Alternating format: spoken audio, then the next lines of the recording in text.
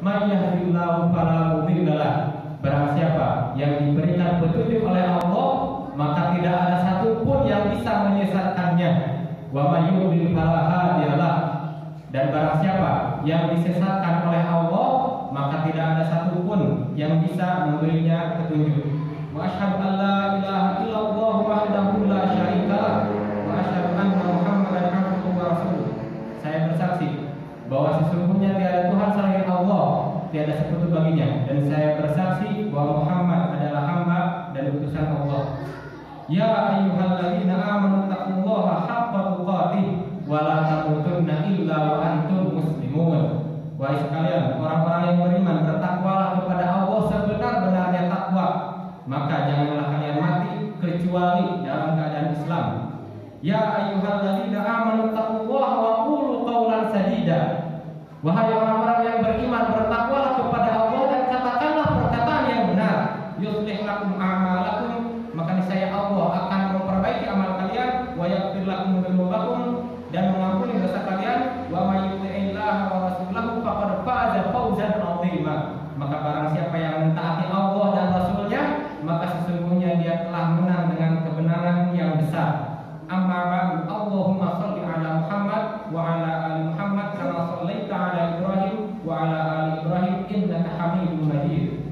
Ayyuhal hadirun, jama'atul yaumil azim, yaumun ijtama'a fihi 'aidan, al-'aidul 'ami wa 'aidul usbu'i. Hadirin sekalian, para jamaah, hari raya agung, hari di mana berkumpulnya dua hari raya, yaitu hari raya pekangan yaitu hari Jumat, dan hari raya Idul Adha yaitu hari raya tahunan. Usi nafsi bitaqwallah faqad fazal muttaqun. Maka saya mewasiatkan diri saya sendiri dan para hadirin sekalian untuk senantiasa bertakwa kepada Allah, maka kemenangan hanyalah bagi orang-orang yang bertakwa. Maka di sini khatib mewasiatkan kepada seluruh yang hadir di sini untuk senantiasa bertakwa kepada Allah dengan senantiasa menjaga hak-haknya Allah, yaitu menjaga perintahnya dan menjauhi larangannya. Allah berfirman, ala inna awliya Allahi la khaufun 'alaihim wa la hum yahzanun alladzina amanu wa kanu yattaqun. Artinya, ketahuilah bahwa sesungguhnya wali-wali Allah adalah orang yang tidak ada ketakutan terhadap mereka dan tidak pula mereka bersedih hati. Mereka orang-orang yang beriman dan mereka adalah orang-orang yang bertakwa. Maka di ayat ini Allah menyampaikan bahwa sesungguhnya wali Allah adalah memiliki karakteristik 4 hal. Hal yang pertama yaitu tidak ada ketakutan terhadap mereka. Mereka tidak takut atas takdir yang ditetapkan oleh Allah. Mereka tidak takut apa yang akan mereka hadapi dari takdir-takdir Allah, dan mereka sudah menyiapkan diri untuk menghadapi takdir yang baik ataupun takdir yang buruk yang telah Allah takdirkan untuknya. Kemudian yang kedua, mereka tidak pula bersedih hati. Mereka tidak bersedih atas apa yang Allah ambil dari mereka. Allah ambil harta mereka, Allah ambil pasangan mereka, Allah ambil anak-anak mereka, Allah ambil apapun dari mereka. Mereka tidak ada kesedihan sedikit pun, karena pada hakikatnya semua yang telah kita miliki adalah titipan dari Allah, adalah pemberian dari Allah. Maka tidak sepatutnya kita bersedih atas harta yang telah Allah ambil atau atas nyawa yang telah Allah ambil dari saudara-saudara kita yang terdekat. Kemudian dalam tafsirnya Imam Ibnu Katsir berkata, "Fakullu man kana taqiyan kana billahi waliyan." Semua orang yang bertakwa adalah wali-wali Allah. Semua orang yang bertakwa adalah wali-wali Allah. Kemudian ahli tafsir dari kalangan sahabat Ibnu Abbas dan Ibnu Mas'ud, mereka berkata, "Auliya Allah alladzina idza ru'u dzukirallah." Wali-wali Allah adalah apabila mereka dilihat, maka mereka akan langsung mengingatkan kita kepada Allah. Jadi, jika kita melihat seseorang dan kita langsung ingat kepada Allah gara-gara penglihatan kita terhadap mereka, maka insya Allah itu indikasi bahwa beliau adalah wali Allah. Karena mengapa? Ini adalah bantahan bagi orang yang berkata Islam hanya mengatur hati saja. Tidak, Islam bukan hanya mengatur hati, tapi Islam juga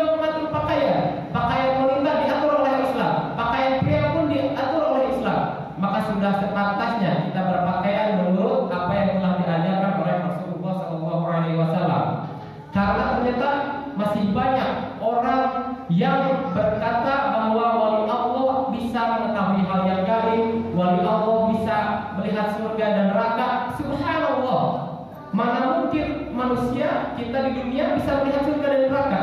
Para sahabat ridwanullahi alaihim, generasi yang paling soleh, tidak ada satupun dari mereka yang pernah mengaku melihat surga dan neraka. Tidak ada satupun dari mereka yang bisa mengaku mengetahui hal yang gaib. Maka tidak sepatutnya kita langsung percaya jika ada orang yang mengaku-ngaku bisa mengetahui hal yang gaib tanpa memberikan dalil yang jelas. Maka Rasulullah bersabda dalam menyampaikan firman Allah, dan ini adalah hadis qudsi, qala Allah a'dadtu li'ibadis sholihin ma la 'ainun ra'at wa la udhunun sami'at wa la khatara 'ala qalbi bashar. Allah berfirman dalam hadis qudsi yang disampaikan oleh Rasulullah, aku telah menyiapkan bagi hamba-hambaku yang soleh apa yang tidak pernah dilihat oleh mata, dan apa yang tidak pernah didengar oleh telinga, dan tidak akan mungkin bisa terbayangkan oleh hati manusia. Kemudian Rasulullah menyampaikan firman Allah dalam Al-Quran surah As-Sajdah ayat 17, fala ta'lamu nafsum ma ukhfiya lahum min qurrati a'yun. Maka tidak ada satupun jiwa yang bisa tahu apa yang telah disiapkan oleh Allah baginya min qurrati a'yun, dari kesenangan-kesenangan surga. Kemudian mungkin sebagian dari kita sudah mendengar di pagi hari di khutbah Idul Adha mengenai kisah Nabi Ibrahim, bagaimana pengorbanan Nabi Ibrahim mengorbankan anaknya Nabi Ismail disembelih dan digantikan oleh Allah dengan hewan kurban. Maka mengapa Nabi Ismail bersedia untuk dikorbankan oleh ayahnya? Mengapa Nabi Ismail langsung patuh kepada Allah saat diberitahu oleh Nabi Ibrahim bahwa beliau diperintahkan oleh Allah untuk menyembelih dirinya? Mengapa? Karena Ismail dididik oleh ayah yang soleh. Lalu mengapa Nabi Ibrahim bisa sesoleh itu? Apakah beliau juga dididik oleh ayah yang soleh? Maka kita lihat ke belakang, kita lihat pada saat Nabi Ibrahim dalam umur pemuda. Kita lihat kisah Nabi Ibrahim dalam umur pemuda, apa yang dia lakukan sehingga dia bisa menjadi sesoleh itu. Dia bisa langsung menjalankan perintah Allah walaupun itu sangat berat, mengorbankan anaknya yang paling dia cintai. Kemudian kisahnya ada dalam surah Al-Anbiya. Allah berfirman, faja'alahum bidalan illa kabiran lahum la'allahum ilaihi yarji'un. Qalu man fa'ala hadza bi alihatina innahu laminadh dhalimin. Qalu sami'na fatan yadhkuruhum yuqalu lahu Ibrahim. Kemudian di daerah Nabi Ibrahim semuanya penyembah berhala, semuanya menyembah berhala. Bahkan ayahnya pun salah satu bagian dari orang yang membuat berhala. Kemudian pada saat orang-orang kampungnya, orang-orang di daerah Nabi Ibrahim itu pergi, maka Nabi Ibrahim menghancurkan berhala-berhala tersebut. Nabi Ibrahim menghancurkan berhala-berhala tersebut, kemudian meninggalkan satu berhala yang paling besar. Kemudian saat orang-orang penyembah berhala tersebut kembali ke berhala-berhala mereka, mereka berkata, man fa'ala hadza bi alihatina? Siapa yang telah menghancurkan berhala-berhala kita? Siapa yang menghancurkan Tuhan-Tuhan kami? Innahu laminadh dhalimin, maka dia termasuk orang-orang yang zalim. Kemudian mereka berkata, qalu sami'na fatan yadhkuruhum yuqalu lahu Ibrahim. Kami telah mendengar seorang pemuda. Kita lihat di sini Allah menyampaikan fata, dan fata dalam bahasa Arab artinya pemuda. Kami mendengar seseorang pemuda yang dia bernama Ibrahim yang mencela berhala-berhala kita. Kemudian Allah melanjutkan firman-Nya, qalu fa'tu bi ala a'yunin nas la'allahum yashhadun. Mereka berkata, datangkan Ibrahim di hadapan seluruh manusia agar mereka menyaksikan. Kemudian setelah didatangkan Nabi Ibrahim, qalu a'anta fa'alta hadza bi alihatina ya Ibrahim? Maka mereka bertanya, apakah engkau Ibrahim yang telah menghancurkan berhala-berhala kami? Kemudian Nabi Ibrahim menjawab, qala bal fa'alahu kabiruhum hadza fas'aluhum in kanu yamtikun. Kemudian Nabi Ibrahim menjawab, lihatlah berhala itu yang paling besar, maka tanyalah kepada dia jikalau dia dapat berbicara. Maka inilah yang dilakukan pemuda, inilah yang dilakukan Nabi Ibrahim pada saat pemuda. tidak takut, tidak ada ketakutan dalam diri Nabi Ibrahim, tidak ada ketakutan. Bahkan walaupun di daerahnya semua menyembah berhala, Nabi Ibrahim hanya satu orang saja, tapi Ibrahim berani untuk menyadarkan kaumnya dengan cara seperti ini. Maka setelah itu kaumnya terdiam dan berpikir, karena kaumnya tidak punya dalil untuk berdebat kembali, akhirnya kaumnya langsung menghukum Nabi Ibrahim. Allah berfirman, qalu harriquhu wansuku alihatakum in kuntum fa'ilin. Kemudian bakarlah Nabi Ibrahim dan selamatkanlah Tuhan kalian jika kalian memang ingin melakukannya. Maka saat itu Nabi Ibrahim dibakar dan jadilah mukjizat Nabi Ibrahim, tidak dapat dibakar oleh api. Maka Allah berfirman kepada api tersebut, qulna ya naru kuni bardan wa salama ala Ibrahim. Wahai api, jadilah dingin dan jadilah keselamatan bagi Nabi Ibrahim. Maka inilah mukjizat Nabi Ibrahim yang disaksikan seluruh kaumnya, dan sebagian dari kaumnya yang beriman akhirnya mengikuti risalah Nabi Ibrahim. Maka di sini kita bisa melihat bahwa pemuda tidak takut jika dia sedang dalam kebenaran. Pemuda adalah kekuatan, bukan kelemahan. Pemuda adalah kekuatan dan bukan kelemahan. Maka jangan sampai karena kesombongan kita menghalang-halangi peran pemuda. Kita menghalang-halangi pemuda untuk memegang amanah yang insya Allah kita lihat dia bisa melakukannya. Maka kita sebagai orang Indonesia, kita sering mendengar kata-kata dari Insinyur Soekarno, beri aku 10 pemuda, niscaya akan aku guncangkan dunia.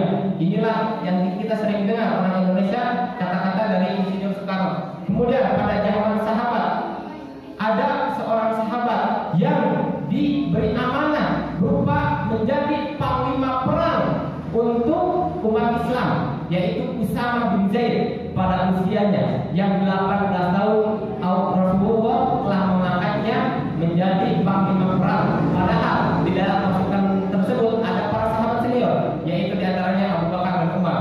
Kemudian di zaman setelahnya ada seorang pemuda yang usianya masih 21 tahun, seorang sultan yang bisa menaklukkan Konstantinopel.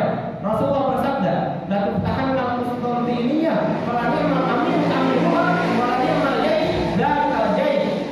Rasulullah bersabda, Konstantinopel akan dibuka oleh umat Islam, maka pemimpin mereka adalah sebaik-baik pemimpin dan pasukan mereka atau tentara mereka adalah sebaik-baik tentara. Hadis diriwayatkan oleh Imam Ahmad. Maka Sultan Muhammad Al-Fatih pada usianya 12 tahun, beliau sudah diangkat menjadi sultan, dan pada usia 21 tahun beliau sudah bisa menaklukkan Konstantinopel.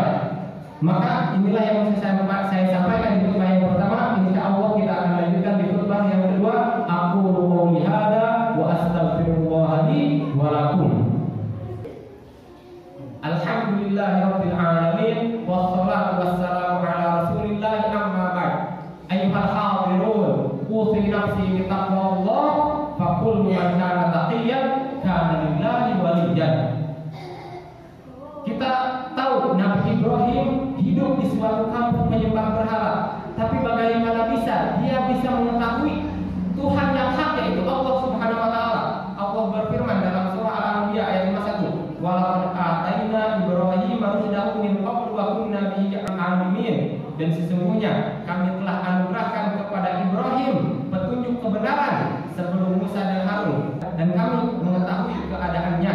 Idh qala li abihi wa qaumihi ma hadhihi tamathilul lati antum laha aakifun. Maka Nabi Ibrahim berani berkata kepada ayahnya dan kaumnya, maka mengapa kalian beribadah? Mengapa kalian menyembah patung-patung ini? Qalu wajadna aba'ana laha abidin. Maka kaumnya berkata, kami mendapati nenek moyang kami menyembah patung-patung ini, maka kami pun ikut menyembahnya. Maka kita di sini harus berhati-hati. Maka tidak semua apa yang dilakukan oleh nenek moyang kita itu benar. Maka jika apa yang dilakukan oleh nenek moyang kita itu salah, bertentangan dengan Islam, maka kita harus bisa meninggalkannya. Kita harus bisa meninggalkan tradisi nenek moyang yang bertentangan dengan syariat Islam. Innallaha wa malaikatahu yusholluna 'alan nabi ya ayyuhalladzina amanu shollu 'alaihi taslima. Allahumma shalli ala Muhammad wa ala ali Muhammad kama shallaita ala Ibrahim wa ala ali Ibrahim innaka Hamidum Majid. Allahumma ighfir lil muslimina wal muslimat wal mu'minina wal mu'minat al ahya'i minhum wal amwat innaka sami'un qaribun mujibud da'awat wa ya qadiyal hajat.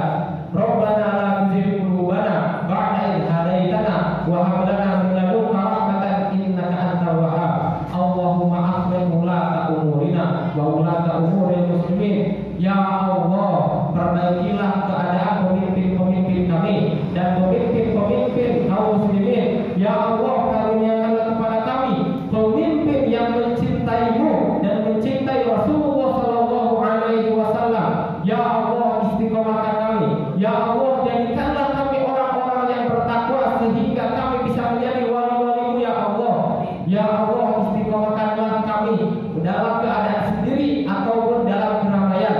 Ya Allah, teguhkanlah semangat kami dalam menuntut ilmu. Allahumma inna nas'aluka ilman nafi'an wa na'udzubika min ilmin la yanfa'. Ya Allah, karuniakanlah kepada kami ilmu yang bermanfaat dan kami berlindung kepada-Mu dari ilmu yang tidak bermanfaat. Rabbana atina fid dunya hasanah wa fil akhirati hasanah wa qina adzabannar.